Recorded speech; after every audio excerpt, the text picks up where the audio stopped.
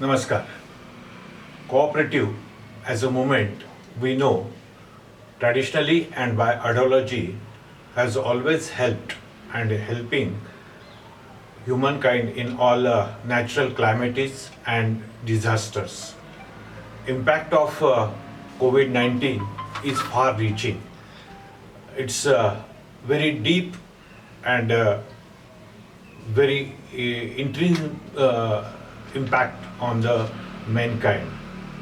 ISCC is trying to explore how cooperative can help and identify the opportunities in post COVID-19 management.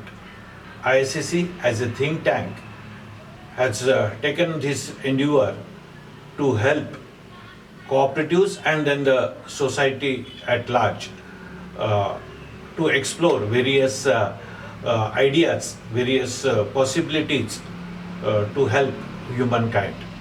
ISCC has invited prominent practicing cooperators in this endeavor to guide us.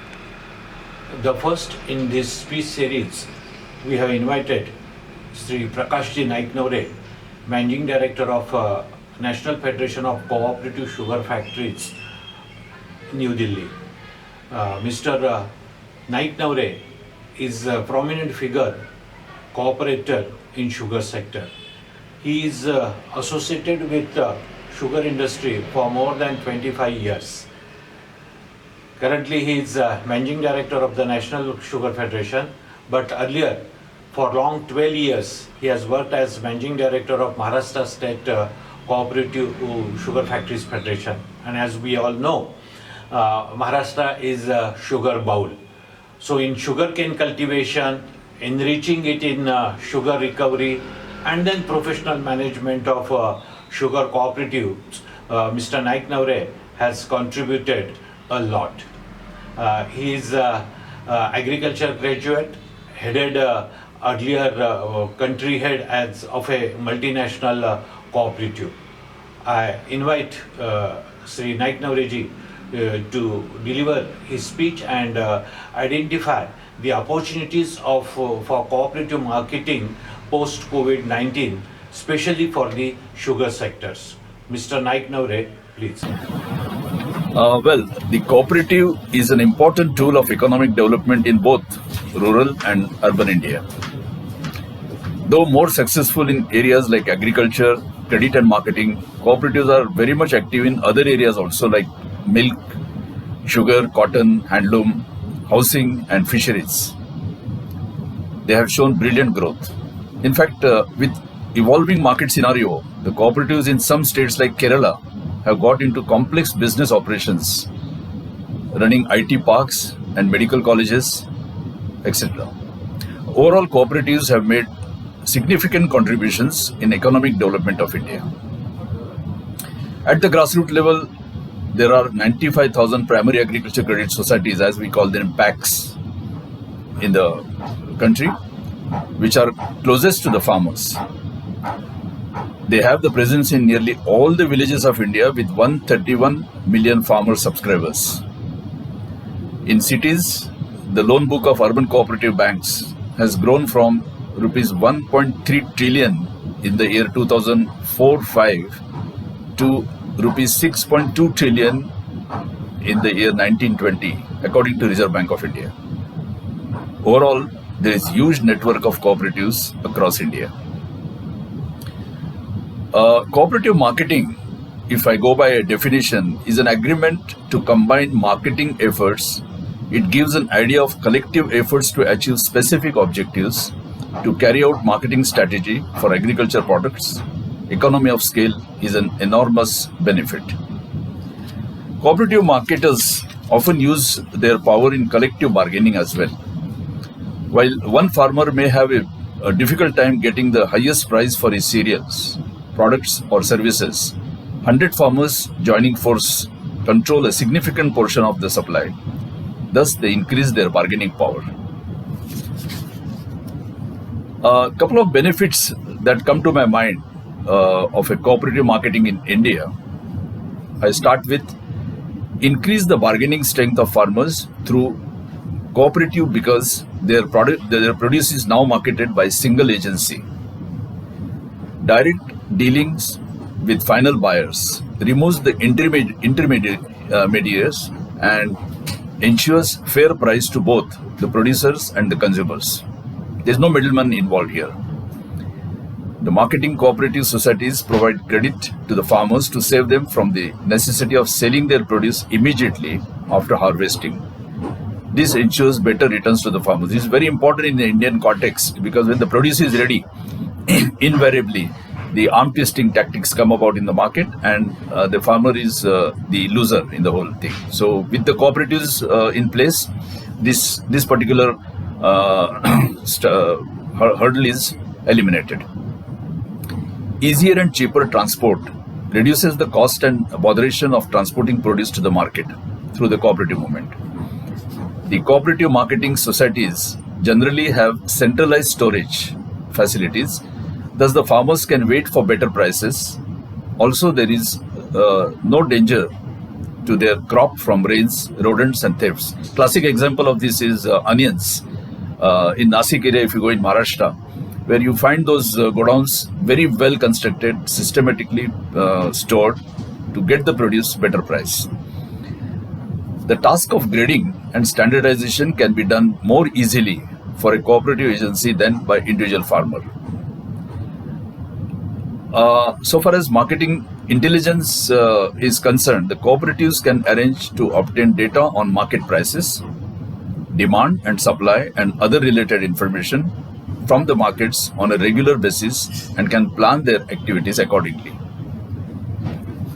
As regards influencing market prices, see what was happening previously, the market prices were determined by the intermediaries and merchants.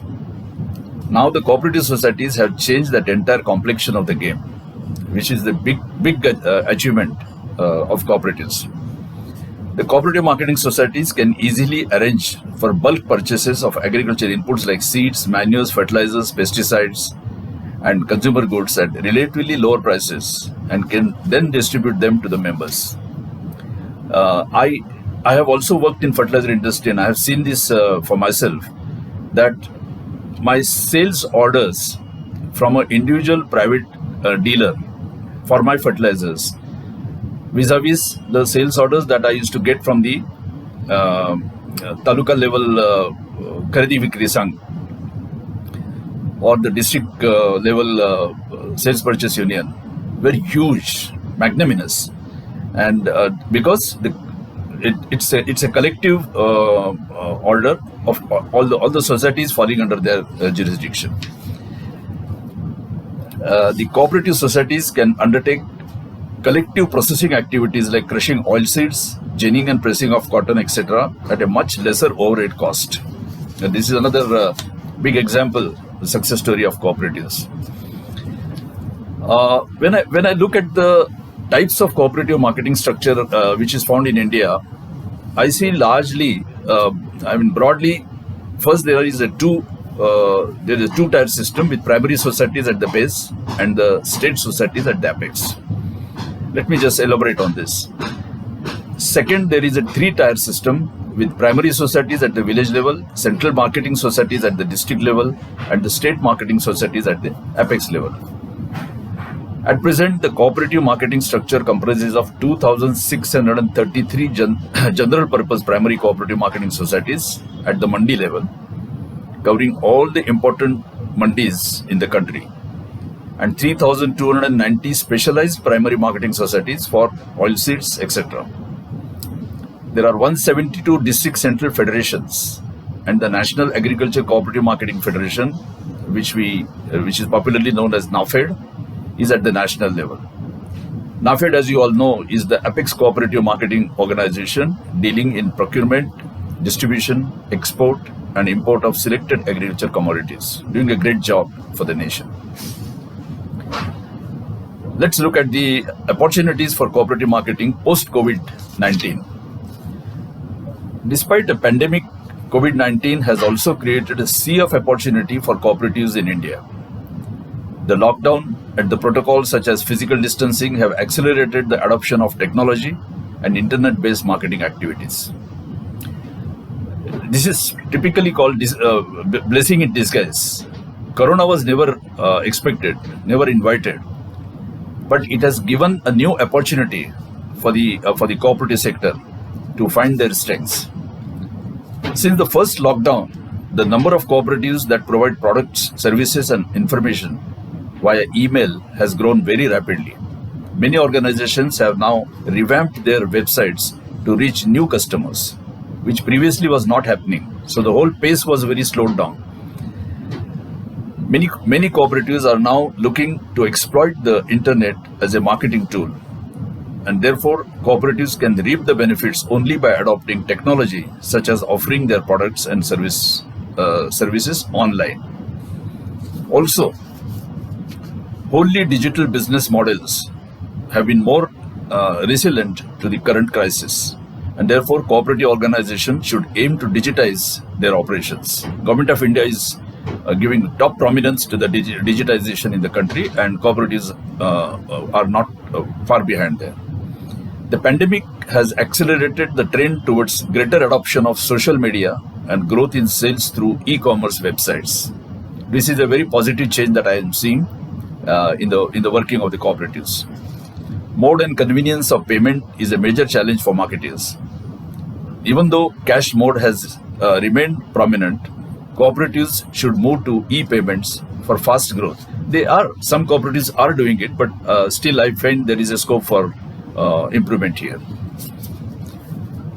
So far as the marketing activities in sugar industry are concerned, which I belong to, there is a very positive change in the mind paradigm and modus operandi being adopted by cooperative sugar mills, especially in post-COVID-19 era.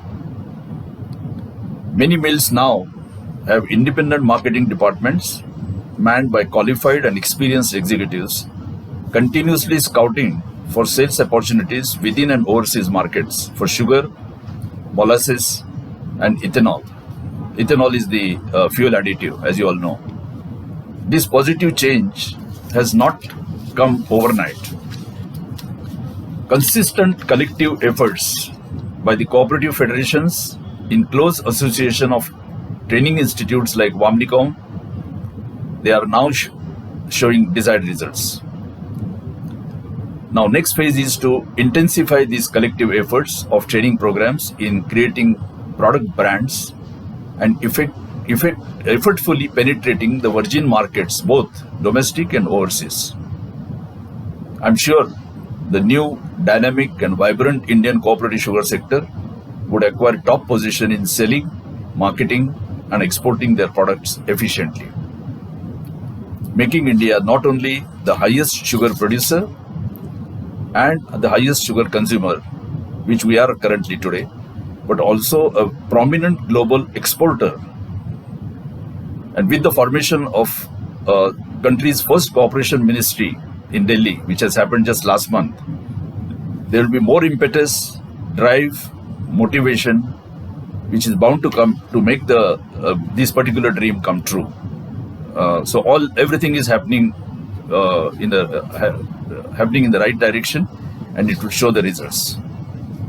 I conclude with my thanks for your patience and also my compliments and best wishes to ISSC on their 42nd Foundation Day. Thank you.